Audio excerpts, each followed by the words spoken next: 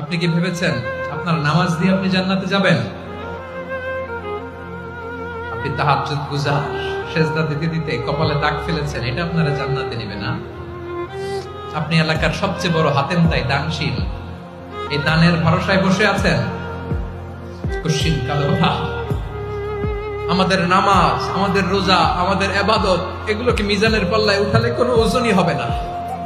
তবে আমাদের একটা কৌশল জানা আছে, আমরা আল্লাহর রহমতের ভিখারি।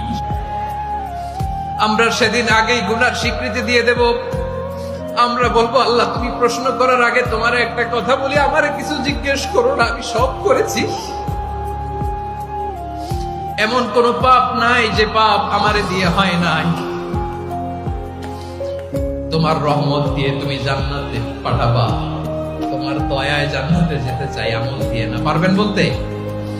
কিয়ামতের দিন আমরা বলবো, আল্লাহ আমার আমল দিয়ে জান্নাত চাই না, আমি তোমার দয়া দিয়ে জান্নাত চাই। তোমার দয়া ছাড়া আমার কোনো উপায় নাই।